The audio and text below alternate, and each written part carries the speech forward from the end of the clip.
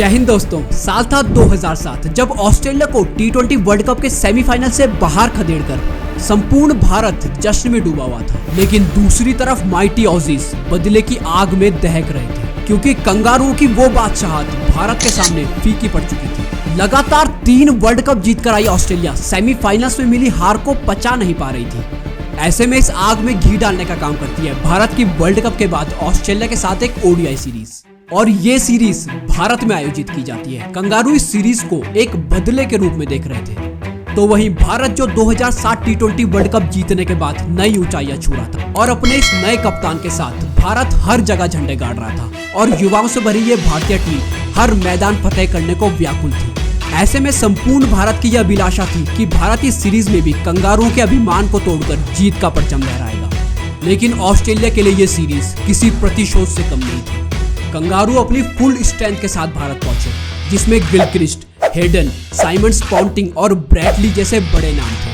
और इन खिलाड़ियों के महज नाम ही अपोनेंट टीम के आधे कॉन्फिडेंस को खाने की ताकत रखते थे। ऑस्ट्रेलिया के पास विस्फोटक बल्लेबाजों की एक फौज थी, जिनकी बदौलत ऑस्ट्रेलिया ने इस सीरीज में एक बेहतर शुरुआत करी और पहले 2 मैच जीतकर इस सीरीज में अपनी पकड़ को मजबूत कर लिया था। वहीं भारत के लिए अभी सीरीज में हार की गुंजाइश नहीं बची थी। ऐसे में सीरीज का अगला मैच शुरू होता है और टॉस के टाइम पर एक बार फिर से दोनों कप्तान आमने सामने थे। एक के चेहरे में घमंड था तो दूसरे के चेहरे में स्वाभिमान। एक के लिए ये जीत महज एक जीत थी, वहीं दूसरा इस सीरीज में जीवित रहने के लिए पलटवार करने के इरादे में था। कप्तान धोनी ने टॉस जीतकर पहले बल्लेबाजी करने का निर्णय लिया, और भारतीय टीम में वापसी कर रहे थे सौरव गांगुली, जिनको अपनी लय पाने के लिए सचिन के साथ ओपन भेजा जाता है। लेकिन ऑस्ट्रेलियन गेंदबाज मानो गेंद से आग उगल रहे थे, क्योंकि हर ओवर में कम से कम एक अपील तो हो ही रही थी। ऐसे में भारत संभल कर खेलने को मजबूर था, जिस कारण भारत का रन रेट बहुत धीमे चल रहा था। पहले 5 ओवर में तो मात्र 13 रन ही बनते हैं। कंगारुओं का डोमिनेंस इस मुकाबले में भी साफ दिखाई दे रहा था, और भारत अब एक विकेट परिस्थितियों में फंसता जा रहा था। ऐसे में सौरव गांगुली ने मोर्चा संभाला और कुछ बाउंड्रीज मारकर भारत से प्रेशर को कम करने का प्रयास किया। लेकिन 20वें ओवर में वो कॉट बिहाइंड आउट हो जाते हैं और 41 रन बनाकर गांगुली अब भारत का साथ छोड़ चुके थे। अब भारतीय बल्लेबाजी क्रम अनुसार 1 डाउन आना तो राहुल द्रविड़ को चाहिए था, लेकिन भारत का रन रेट काफी स्लो चल रहा था, जिस कारण युवराज सिंह को प्रमोट किया जाता है। और युवराज उन दिनों हर खबर हर न्यूज़पेपर की सनसनी हुआ करते थे। इसके बाद युवराज और सचिन ने कुछ चौके तो मारे, लेकिन रन्स अभी भी बहुत धीमी गति से आ रहे थे।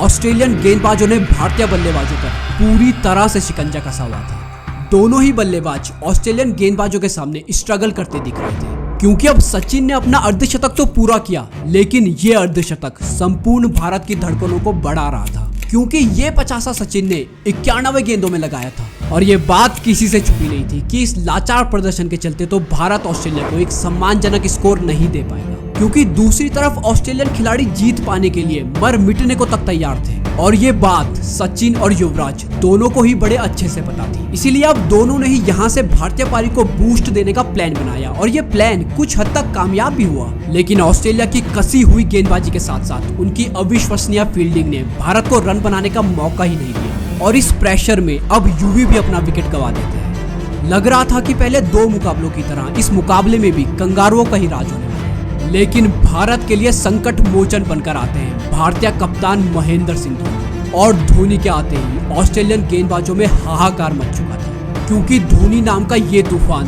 तबाही बनकर ऑस्ट्रेलिया पर टूट पड़ा, और अपना कॉन्फिडेंस खो चुकी भारतीय टीम एकदम से उजागर हो गई। और इस मुकाबले में शुरुआत से ही अपनी लय तलाश रहे सचिन भी अब अपनी लय में वापस लौटे। लेकिन धोनी का ये मास्टर स्ट्रोक पलटवार देखकर कंगारू सदमे में थे, और अब आत्मविश्वास से सराबोर माही का बेपाक खेल ऑस्ट्रेलियन गेंदबाजों को उनकी लाइन और लेंथ से भटका रहा था। वहीं भारत का स्कोर भी 200 के पार चल रहा था। धोनी के ये बहुमूल्य रन्स मानो भारत के लिए रेगिस्तान में किसी बारिश के समान थे। और जब लगा कि भारत धीरे धीरे इस मैच में अपनी पकड़ बना रहा है, तभी सचिन थोड़े बदकिस्मत रहे और दुर्भाग्यवश वो रन आउट हो जाते हैं। और अब धोनी का सहयोगी बनने मैदान पर आते हैं राहुल द्रविड़, जिन्होंने 2 चौके तो लगाए, लेकिन ऑस्ट्रेलिया ने उनको भी आउट करके भारत पर अपनी बादशाहत कायम रखी। इसके बाद धोनी और उथप्पा का ये प्रहार संपूर्ण ऑस्ट्रेलियाई खेमे की धड़कनें बढ़ा रहा था, और धोनी तो इस मुकाबले में केवल भारत को संभालने नहीं बल्कि भारत के लिए विजय की राह खोजने मैदान पर उतरे थे,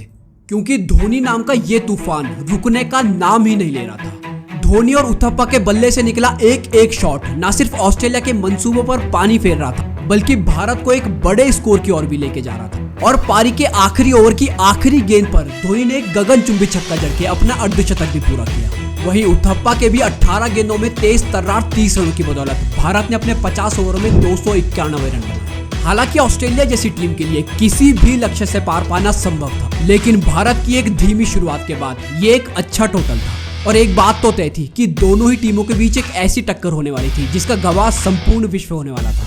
ऑस्ट्रेलिया के भी हौसले बुलंद थे और ऑस्ट्रेलियन ओपनिंग जोड़ी एडम गिलक्रिस्ट और मैथ्यू हेडन प्रारंभ से ही भारतीय गेंदबाजों को बैकफुट पर धकेलना चाहते थे। और जहां भारत की शुरुआत बहुत धीमी थी, इसके विपरीत ऑस्ट्रेलिया ने अपनी शैली के अनुसार एक आक्रामक खेल दिखाया। परंतु 6वें ओवर की पहली गेंद पर आरपी सिंह ने एडम गिलक्रिस्ट को जाहिर खान के हाथों कैच आउट करवा के रन गति में विराम लगाने का भरपूर प्रयास किया, परंतु हेडन के सामने भारत का हर दाव व्यर्थ जा रहा था, क्योंकि कंगारुओं के लिए रिकी पॉन्टिंग जहां पारी को संभाल रहे थे, वहीं हेडन भारत पर विस्फोट कर रहे थे। और दोनों का यह बेपाक रवैया भारतीय गेंदबाजों का मोराल डाउन कर रहा था। ऑस्ट्रेलियन बल्लेबाज कॉन्फिडेंस से लबालब भरे थे, जो कॉन्फिडेंस उनकी बल्लेबाजी में साफ झलक रहा था, मानो दोनों ही ड्रेसिंग रूम से ही सेट होकर आए थे। और जब सभी भारतीय गेंदबाज विकेट्स लेने में नाकामयाब हो रहे थे, तो 19वें ओवर में धोनी के फुर्तीले हाथों का कमाल देखने को मिलता है और धोनी पॉन्टिंग को कुछ सेकंडों में ही स्टंपिंग करके पवेलियन रवाना करते हैं। और इसके 2 ओवर बाद ही भज्जी के एक शानदार कॉटन बॉल ने नए बल्लेबाज क्लार्क को अपना शिकार बनाया।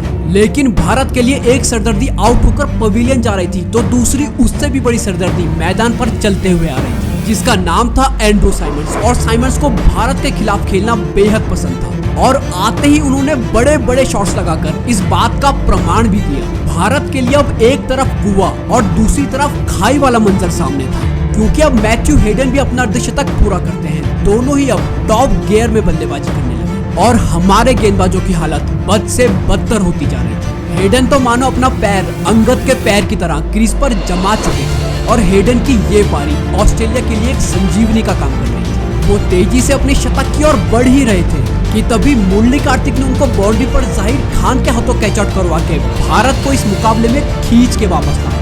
और हेडन को आउट करके भारत को कुछ हद तक तो राहत की सांस मिली, परंतु साइमंड्स के रहते वो सांस लेने का मौका नहीं मिला, क्योंकि साइमंड्स बड़ी ही आसानी से बाउंड्रीज मारे जा रहे थे और भारत को इस मुकाबले से दूर लेकर जा रहे थे। वो धीरे धीरे भारतीय गेंदबाजों के लिए एक अग्नि परीक्षा बन चुके थे, क्योंकि अब कंगारुओं को यह मुकाबला जीतने के लिए 40 गेंदों में मात्र 47 रनों की ही दरकार थी। भारत इस मुकाबले को लगभग गंवा ही चुका था, लेकिन अब हमें देखने को मिलता है माही का मैजिक, जब पहले हरभजन सिंह की एक वाइड गेंद पर धोनी की एक और जबरदस्त स्टंपिंग ने ब्रैड हॉज को पवेलियन का रास्ता दिखाया। और इसके बाद आरपी सिंह ने इस मुकाबले में भारत को सबसे बड़ा विकेट दिलाया, और ये विकेट और किसी का नहीं बल्कि खुद साइमंड्स का विकेट था। इसके बाद तो सभी भारतीय समर्थक खुशी से झूम उठे, क्योंकि साइमंड्स का ये विकेट महज एक विकेट नहीं था, मानो भारत ने मैच ही जीत लिया हो। और इस विकेट के बाद तो भारतीय फैंस की उत्तेजना कम होने का नाम ही नहीं ले रही थी, क्योंकि इसकी अगली ही गेंद पर आरपी सिंह ने ब्रैड हॉग को अपनी ही गेंद पर फॉलो थ्रो में चलते चलते रन आउट कर दिया।